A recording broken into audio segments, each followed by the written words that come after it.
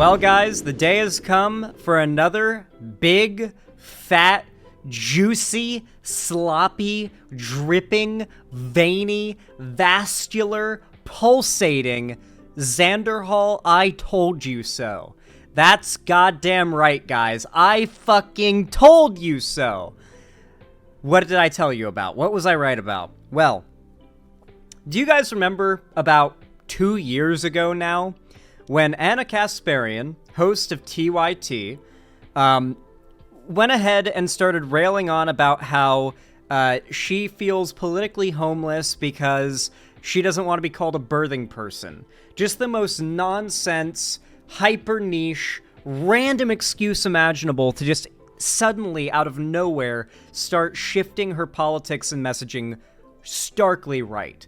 Now, I immediately called this out for the grift it was, and the reason I called it a grift is because I recognized every bit of evidence was there to point to the fact that she knew what she was doing. She was repeating talking points I had seen her thoroughly debunk with irrefutable data years before. She was calling out tactics she was now engaging in years before. I know what she's doing, and I know she knows what she's doing, and that is why I called her a grifter. And I said that within a couple years, if not sooner, she was going... It might have been less than 2 years, sorry. She might have done this way more recently. But regardless, I said that pretty soon, she is going to be overtly and publicly right-wing. That she is, like, that TYT itself as a platform, ever since the loss of Michael Brooks, right, was on TYT. Like, ever since the loss of Michael Brooks, it's felt like TYT has been on a downward spiral. And I feel like we're at the point now where it's really happening. And I feel like no better person represents it than Anna Kasparian. And so she wrote this article on Substack herself. This is her article that she wrote. And she has titled it, Independent and Unaligned. You're right, I've changed. She's finally admitting that she is taking the Dave Rubin route. Let's read her article. After Trump came onto the political scene, and especially after he was elected in 2016, the us versus them mentality quickly took shape. Anyone who refused to resist Trump was seen as a threat to the country, and I was fully on board with that mindset. It all felt righteous at first, but eventually, the tactics deployed to fight Trump became repetitive, boring, and ultimately fruitless. Polling shows that he has increased his support among Black and Latino voters despite wall-to-wall coverage of his unsavory, racist, or bigoted remarks. Several years of media raising alarm over Trump's threat to democracy has only resulted in a tight presidential race between himself and Kamala Harris. The reason why this race is so tight, by the way, is because people fall for Republican talking points. Republican media is massive.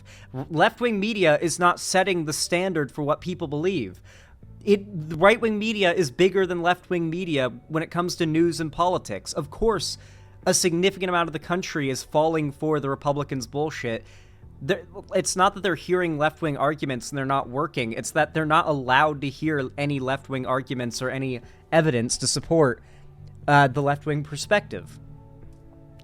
I can't help but acknowledge that the only thing that was accomplished by resisting Trump was less understanding and more division among Americans. I personally became reluctant to challenge my side or engage with voters who disagreed with me. In turn, I became less knowledgeable about the people and world around me. I saw Republican voters as an evil monolith, and that was a big mistake. How many times have you guys heard me say that, like, you should be more offended by what Trump and the Republicans and right-wing media grifter demagogues are doing right now than if you're left-wing, because they are blatantly and unapologetically assuming you're stupid and using your anger that you validly hold to disingenuously fill their own pockets. How many times have you heard me recently, at least, make this argument? Like, no, I don't think Republicans or conservatives are a monolith at all. That's why I make that argument, because I hope a conservative takes a chance on one of my videos and recognizes, hold on, yeah, I'm kind of being condescended to in a way by these creators. Like, they're kind of using me and they're kind of disrespecting conservatism. Ironically, there is actually common ground that I have been pointing to for a while now. My evolution started in 2022, when I was sexually assaulted by a homeless man in my neighborhood as I was walking my dog. That horrible experience alone didn't change me politically, but the treatment I received from the left, the far left, and some progressives after sharing the story did. Okay, guys. Sorry, but oof. Listen. Horrible event that happened to her. I would actually argue she is a monstrous person for using that kind of a horrible event that doesn't just happen to her, but happens to countless other people, particularly women, and uses it as a justification to shill for the side that has fought against Me Too, for instance, and attacking the side that created Me Too, for instance. I'd say this is actually evil, and using I went through a horrible thing to drum up sympathy and to use as a shield, because inevitably, if I was a large enough figure that she would feel the need to respond to me, her immediate response would be to find some way to twist my coverage of her telling that story into a way of attacking me and giving no airtime to my arguments against her grift and her position change and shift. At all, because she has no interest in defending her position. She knows they're undefendable. She is grifting, and she knows that, you know, there's no data or evidence to back up her shift in politics. She is creating easy outs for herself to call people, to basically virtue signal, and to play identity politics if anyone calls her out. I was told that by publicly sharing what had happened to me, I was stigmatizing my unhoused neighbors. Others accused me of feeding into racist tropes because they assumed that my attacker was black. Ah, yes, of course. That they assumed that her attacker was not white, and so they immediately jumped to saying she shouldn't tell her story because people will use it to push racism. This totally happened. Others accused me of feeding into... Oh yeah, because they assumed my attacker was black. But I had never even disclosed the man's race. He was white. Not only did I suddenly see the flawed thinking of some on the left, I also witnessed their cruelty and hypocrisy in real time.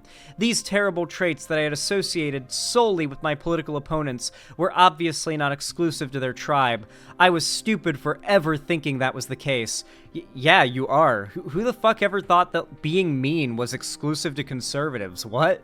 Yeah, if you post some dumb shit, left or right, you're gonna get dunked on by the left or right. Like, what are you talking about, dog?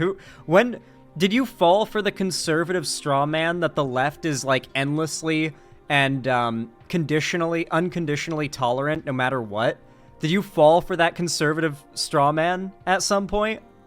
No, she didn't. She's obviously grifting, and I know none of this is genuine, but I'm engaging with her disingenuous arguments as if they were genuine, just in case someone in her place that is genuine ever saw this video.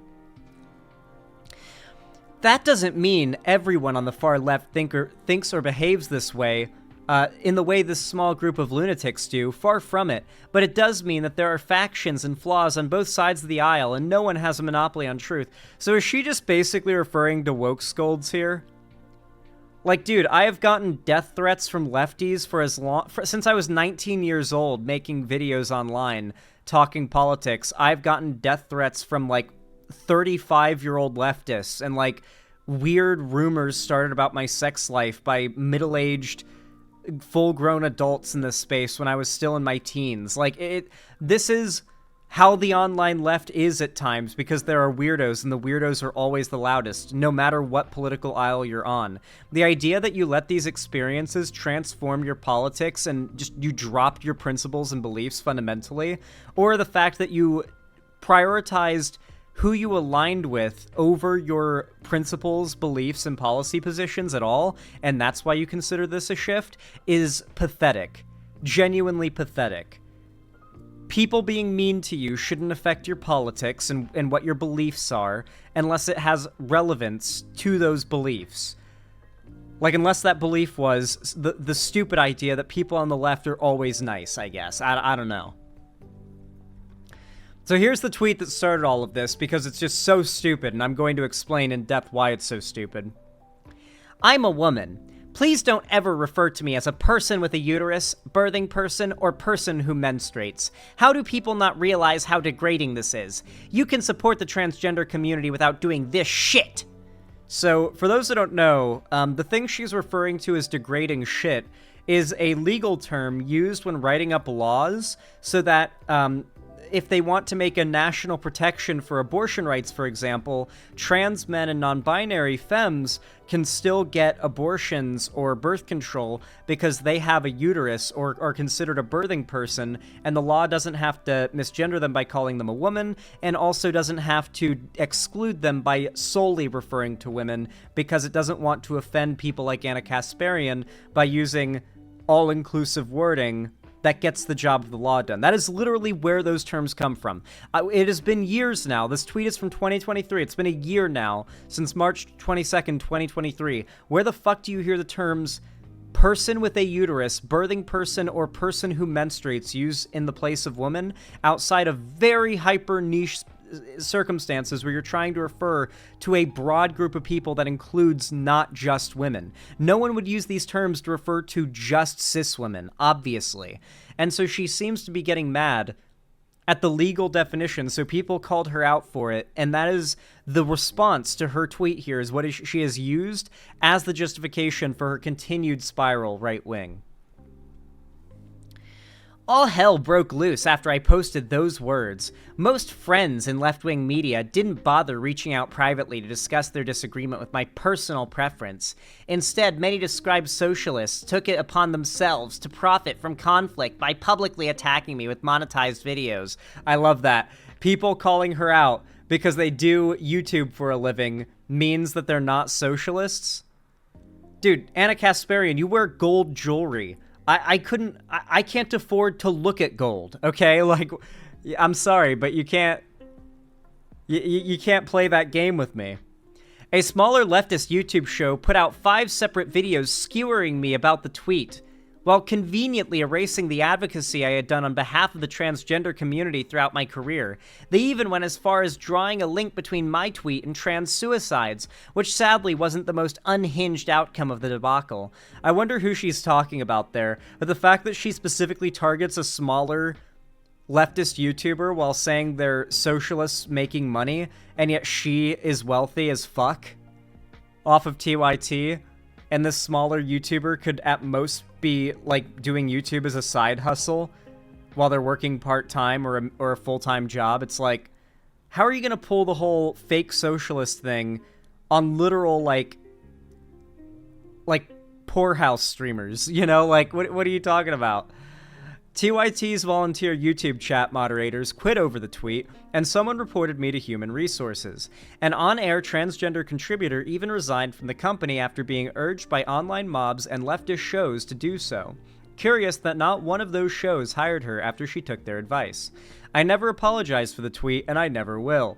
That whole experience forced me to come to terms with the intolerance on the left, and it allowed me to publicly reject the ideological shackles that kept my world small and less informed, and kept me from making a lot more money.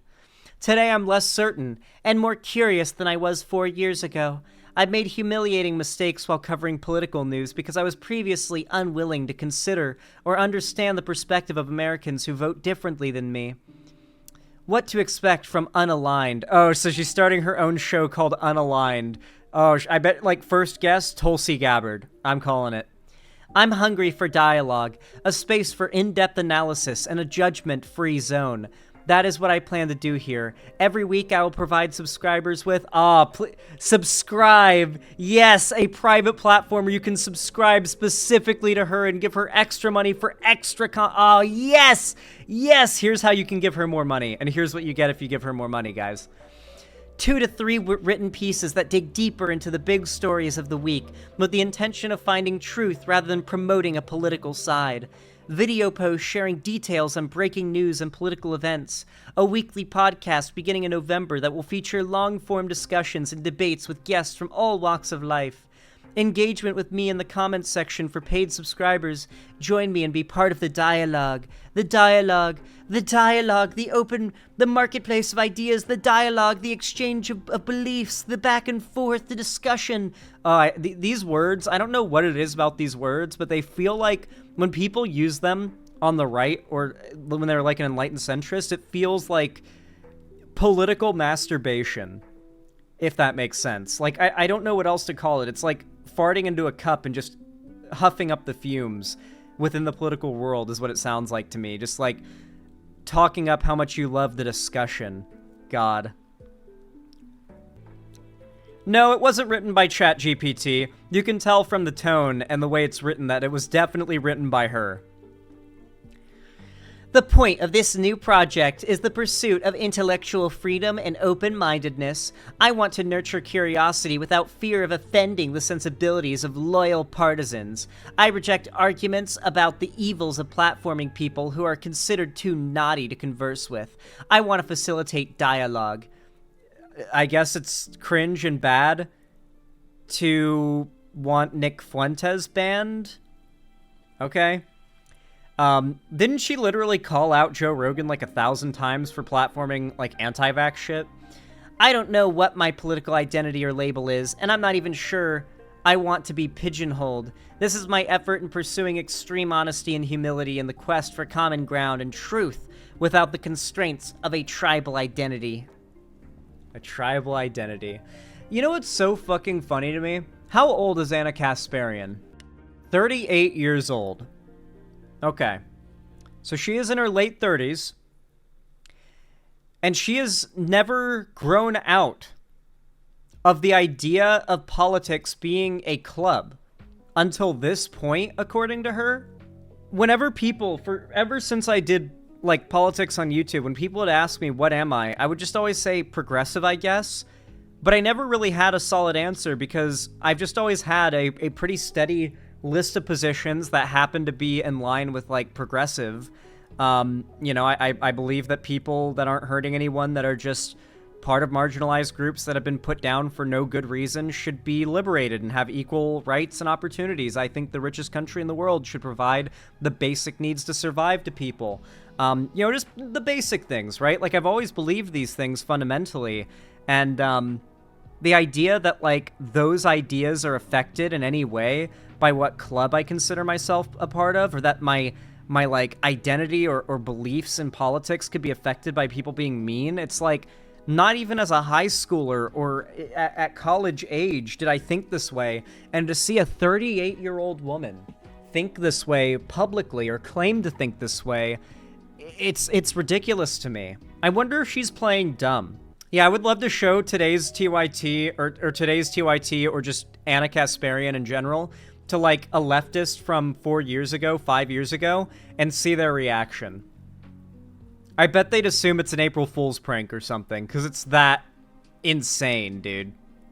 So who is she grifting to? Oh, if you guys have paid attention to her social media, you guys will have seen she's gotten really big in the conservative sphere. They love the idea of a large left-wing woman leaving the left during an election year where women's issues are such a massively high-polling thing, and claiming to be politically homeless and just wanting to speak to as many conservatives as possible. She's doing the conservative media circuit to build up a conservative audience. She's trying to become like a shoe-on-head. She's basically trying to take up the same niche in politics Shoe-on-Head does, in the sense that, like, she wants to be this politically unintelligible, flip-floppy audience panderer, is what she wants to be. That is what she's marketing to. She's still pro-abortion, so Shoe-on-Head, yeah. But it's audience pander. If her majority of her audience stops being pro-abortion, she will pander to that position, believe me. Yeah, she's pro-abortion for now, guys. For now. Anyway, I felt like we should probably talk about this because Anna Kasparian's falling off has been long in the making, and I feel I have well and truly earned that big fat I told you so. I told you this was gonna happen. I hope someone gets the clip of me saying this was gonna happen and then, like, stitches it on to me, like, to this happening from this video, and sends it to me so I can upload that and I can just title it something like I Told You So, parentheses Anna Kasparian. That would be cool. Anyway, if you enjoyed this video / segment, please consider leaving a like and commenting down below, no matter when, where, or what you're watching from me, whether it be a video, a live stream VOD, or watching live. It really helps a lot and makes YouTube push my content out in the algorithm to far more new people. So yeah, I really do appreciate it. It's also totally free. And of course, consider subscribing and ringing the bell icon and turning on all notifications on YouTube as well if you haven't already, so that YouTube actually tells you when I go live or upload a new video, because believe me, they won't do that otherwise. And if you want to see more from me on other platforms, make sure to follow my social medias linked down below in the description. And don't forget to join my fan Discord as well. It's completely free to join. It is the main hub of my fan base. I host game events, call-in streams, and watch parties there. And I also announce all my new uploads and streams, so if YouTube bugs out and doesn't tell you that I'm active online, then at least my Discord will tell you, assuming you've got notifications turned on there. And of course, finally, if you feel like supporting me financially and you've got the money for it and don't need it for anything else, and you want to help me keep a roof above my head and the lights on here at the Xander Hall studio, consider donating, subscribing, or gifting a sub on my website, xanderhall.com/live, or supporting me through YouTube, Twitch, Streamlabs, Stream Elements, Patreon, or buying merch to the Streamlabs link down below if you haven't already. It really does help a lot. And as always, no matter how you watch me, even if you're just lurking and you haven't said anything, liked, commented, donated at all, even if you're just watching and lurking, thank you so much, and I hope to see you again. Have a good one.